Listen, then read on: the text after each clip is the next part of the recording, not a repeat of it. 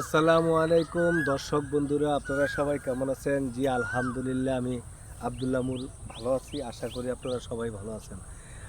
দেশের জনগণ, দুনিয়ার জনগণ যারা আছেন, পৃথিবীতে যত মানুষ আছেন সবাইকে যাতে আল্লাহ পাক সুস্থ রাখেন সেই দোয়া করি। আর ইতিমধ্যে আপনারা জানেন যে একটা পুরা বিশ্বের ভিতরে যে আমেরিকা আর ইসরায়েলের তাণ্ডবে একটা তৃতীয় বিশ্বযুদ্ধের একটা সম্ভাবনা দেখা যাচ্ছে এবং মানব জাতির সবচেয়ে ক্ষতিপূর্ণ কাজ, ধ্বংসাত্মক কাজগুলা এই দুই দেশ করতেছে। আমরা তাদের হেদায়েতের কামনা করতেছে আল্লাহ পাকের কাছে, যাতে তাদেরকে হেদায়েত দান করেন।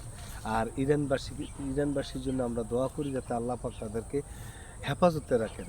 তো দর্শক বন্ধুরা, ইতিমধ্যে আমরা বাংলাদেশে ত্রয়োদশ জাতীয় সংসদ নির্বাচন হয়ে গেছে এবং নির্বাচনের শেষে নতুন সরকার ক্ষমতা গ্রহণ করবেন, এটা হলো স্বাভাবিক। অলরেডি ক্ষমতা নতুন সরকার গ্রহণ করছেন। তো সরকার ক্ষমতা গ্রহণ করার পরেই জাতীয় সংসদ অনুষ্ঠিত হয়, অধিবেশন শুরু হয়। তা আজকে আমরা কথা বলবো যে জাতীয় সংসদের বিষয় নিয়ে আজকে আমরা কথা বলবো। তা আমরা বিগত আমলে যারাই সংসদ অধিবেশনে আসছেন, কথা বলছেন, তাদের ভিতরে আমরা দেখতে পাচ্ছি যে স্বাধীনের পর থেকে যে অনেক লোক তারা কথা বলছে, তাদের কথার মাধুর্য ভালো ছিল না, তাদের ভাষাগুলা ভালো ছিল না, তাদের ভাষাগুলা ছিল মুসি মেতরের মতন ভাষা ছিল।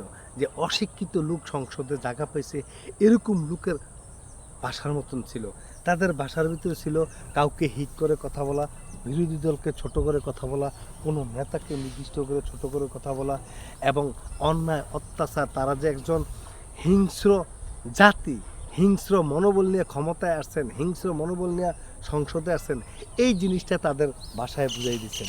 তা আমরা আজকে কথা বলবো আমাদের চ্যানেলের মাধ্যমে, এই কারণে কথা বলবো যে অন্ততকে ত্রয়োদশ জাতীয় সংসদ নির্বাচনের যে সংসদ অধিবেশন আমাদের হবে, কারণ আমি মনে করি আমরা হলাম যে 95% একটা মুসলিম কান্ট্রি। 95% মুসলিম কান্ট্রি দেশের ভিতরে তার সর্বোচ্চ জায়গা হচ্ছে হলো গিয়া মসজিদ।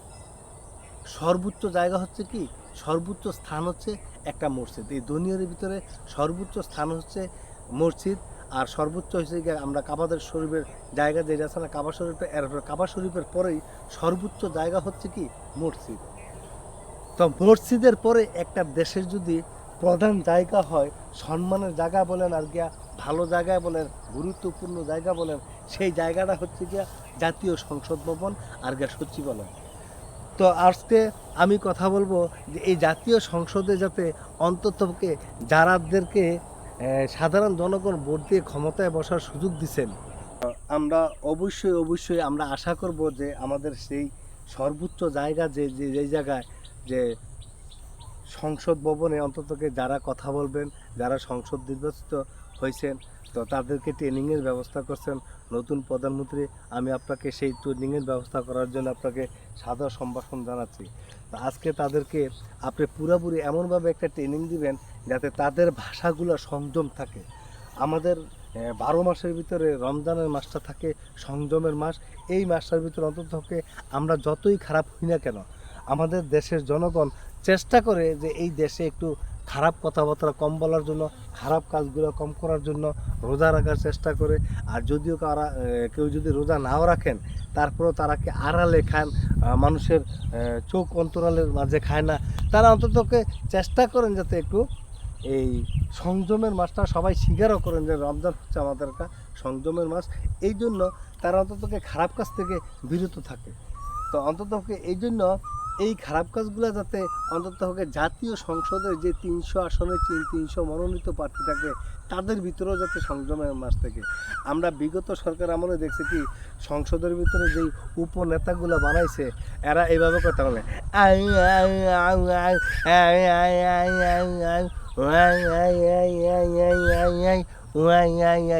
এইভাবে। তা আমি কথা বলতে চাই যে আগে আমাদের দেশে শিক্ষার হারের কম ছিল, তো এখন কিন্তু শিক্ষার হার কম নয়। আগেরকার নেতারা হয়তো কি লেখাপড়া কম জানতো না, কোনো না কোনোভাবে একটা রাজনৈতিক দলের সাথে সম্পৃক্ত হয়েছে, সম্পৃক্ত হওয়ার পরে কি ওই দলের নেতা হইয়া সংসদ সদস্য হয়ে গেছে। এমনও লোক আছে যে সিগনেচার করতে পারে না, তারাও সংসদ সদস্য হয়েছেন।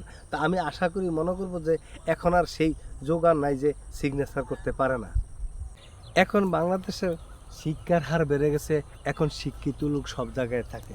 তো এই জন্য অন্তত পক্ষে এইবার যেই জাতীয় সংসদের যেই মনোনীত আসনগুলো থাকবে, এদের কাছ থেকে যতই দলের ত্যাগী নেতা হোক না কেন, যতই দলের ত্যাগী নেত্রী হোক না কেন, অন্তত পক্ষে যাতে তাকে গত সংসদের মতন যাতে এইবার ওই জায়গায় না বসায় আও। অন্তত পক্ষে যেহেতু এটা আমাদের একটা মিডিয়ার যোগ, যে সংসদ সদস্যরা, এমপি, মন্ত্রীরা বাংলাদেশের সর্বোচ্চ স্থানে যারা থাকেন, তাদের কথাটা যেহেতু মিডিয়ার মাধ্যমে প্রচার হয়ে যায়, অন্তত পক্ষে যাতে তাদের ভাষাটা যাতে ওরকম সংযম থাকে, এরকম নেতা নেত্রীকে আপনারা সংসদের উপনেতা বানাবেন। তো এই জন্য আমি আপনাদের কাছে বিনীত অনুরোধ করবো যাতে এরকম কোনো সংসদ সদস্য কি বাংলাদেশে না হয়, কথাবার্তা না হয়, এইসব যাতে না করে, এরকম থেকে বিরত থাকবেন। দলের যতই ত্যাগী নেতা, যত ত্যাগী নেত্রী হোক না কেন, তাকে সর্বোচ্চ জায়গা সংসদ ভবনে তাকে জায়গা দিতে হবে। কথা বলতে পারবে না, একটা বাংলা একটা রিডিং পড়া পড়তে পারবে না, করে পড়বে। তো এরকম অন্তত নেতা নেত্রীরা যাতে অন্তত এবারের জাতীয় সংসদে যাতে তারা যাতে স্থান না পায়, তাদেরকে দলীয়ভাবে কাজ করছেন, দলের অনেক ত্যাগী নেতা, অনেক ত্যাগী নেত্রী, তাদের যেহেতু দলের জন্য খাটছেন, তো তাদেরকে আপনারা একটা মর্যাদা দিবেন, এটা আমি নিজেও স্বীকার করি। তো তাদেরকে এমন জায়গায় দিবেন না যে যাদের কথাটা শুনে বাংলাদেশের জনগণ হাস্যরস করবে, তামাশা করবে, যে কী লোক বসাইছে, বাংলা পড়তে পারে না, একটা রিডিং পড়া পড়তে পারে না। তো তাদেরকে অন্তত এরকম স্থানে আপনারা দিবেন না, এমন জায়গায় দিবেন যেখানে লেখাপড়া কম থাকলেও চলে, কোনো কথাবার্তা যাতে বলতে লইলে যাতে অন্তত মিডিয়ার মাধ্যমে সারা বিশ্ব দেখতে পারবে, এরকম জায়গার ভিতরে কি তাদেরকে স্থান দিবেন না। তাদেরকে অন্যান্য জায়গার ভিতরে কি তাদেরকে বসাই দিবেন। অন্তত সংসদের মতন জায়গার ভিতরে, এত গুরুত্বপূর্ণ একটা জায়গার ভিতরে তাদেরকে আর বসাবেন না। এই একটা অনুরোধ করছি আমরা নতুন প্রধানমন্ত্রীর কাছে। এরকম লোকদেরকে আপনারা সংসদের ভিতরে বসাবেন, যে যারা দেশের নিয়ে কথা বলবে, দেশ কীভাবে উন্নতি হবে সেইভাবে কথা বলবে, দেশের জনগণ নিয়ে কথা বলবে, দেশের জনগণের দুঃখ দুর্দশা নিয়ে কথা বলবে, বাংলাদেশের জনগণের কি সমস্যা আছে, শিক্ষা খাতে কী উন্নতি করা যায়, দেশের অর্থনীতি কিভাবে চাঙ্গা করা যায়, এইসব কথাবার্তা নিয়ে কথা বলবে। আর বিগত আমলে আমরা দেখছি সংসদে কথা বলা হয়তো কোনো দলকে ছোট করে কথা বলা হয়তো, বিরোধী দলকে ছোট করে কথা হতো, বিরোধী নেত্রীকে নিয়ে কথাবার্তা বলা হতো, এবং বিভিন্ন রাজনৈতিক দলের নেতাদেরকে ছোট করে কথাবার্তা বলা হতো। মনে হয় কিন্তু একটা তামাশার একটা জায়গা ছিল সংসদটা। এখানে সবাই উগ্র মেজাজ হয়ে যেভাবে মন এইভাবে কথাবার্তা বলতো।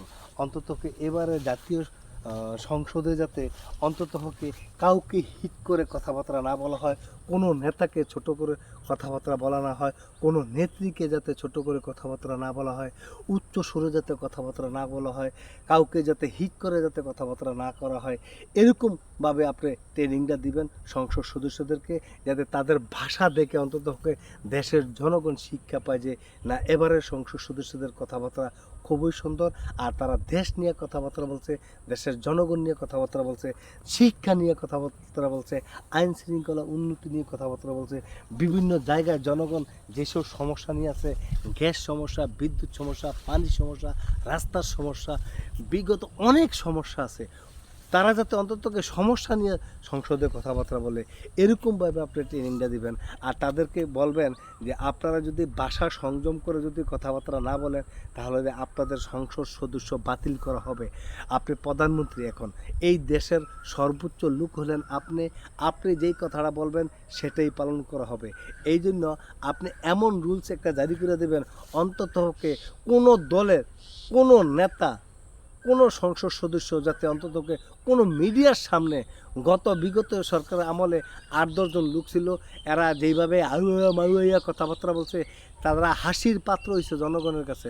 অন্ততকে আপনার দলের লোক হোক বা বিরোধী দলের লোক হোক, যে কোনো লোক হোক, আর যাতে মিডিয়ার সামনে এইভাবে তামাশা করে কথাবার্তা না বলে। আপনি একজন দেশের প্রধানমন্ত্রী, আপনার কথা মানতে বাধ্য এখন আমরা। আপনি যেই কথাই বলেন এখন আমরা বাধ্য। অন্ততকে আপনি এমনভাবে একটা কড়াভাবে দেশটা এবার শাসন করার চেষ্টা করবেন, যাতে বিগত আমলের যেসব সরকাররা যেভাবে দেশটা চালাইছে তার চেয়ে ব্যতিক্রম যাতে আপনার দেশ পরিচালনা হয়, আর দেশের 20 কোটি মানুষ যাতে আপনার কথা বলে। আর আপনার এই কাজ দেখে যাতে অন্তত বহির্বিশ্বের নেতাগুলা, বহির্বিশ্বে যত লোক আছে সবাই যাতে বলতে পারে যে এতদিন এরকম একটা আমরা নেতা চেয়েছিলাম। এই জন্য আপনার কাছে বিশেষ অনুরোধ করব, অন্ততপক্ষে সংসদে যাতে ভালো কথাবার্তা হয়, দেশ নিয়ে কথাবার্তা হয়। এই জন্য আপনার কাছে বিশেষভাবে অনুরোধ করছি। আর আমাদের এই কথাগুলা আপনাদের যাদের ভালো লাগছে আপনারা অবশ্যই কমেন্টে জানিয়ে দিবেন। আর আপনারা যদি চান যে আমি যেই কথাগুলা বলছিলাম আমাদের চ্যানেলের মাধ্যমে তুলে ধরলাম, যে আমাদের বিগত আমলের সাথে যাতে অন্ততকে সংসদ সদস্যদের কথাবার্তা যাতে কোনো মিডিয়ার সামনে এইভাবে না আসে, আর অন্ততকে তাদের কথা যাতে সংযম থাকে, এই জিনিসটা যদি আপনিও চান তাহলে অন্ততকে আপনি কমেন্টের মাধ্যমে তুলে ধরবেন। আর আপনারা কেমন ভিডিও চান তাও আপনারা কমেন্টে তুলে ধরবেন। আপনারা আমাদের চ্যানেলের পাশেই থাকবেন। ভালো থাকেন, সুস্থ থাকেন। আবারও কোনো অসঙ্গতি নিয়ে আপনাদের সামনে চলে আসবো। আল্লাহ হাফেজ।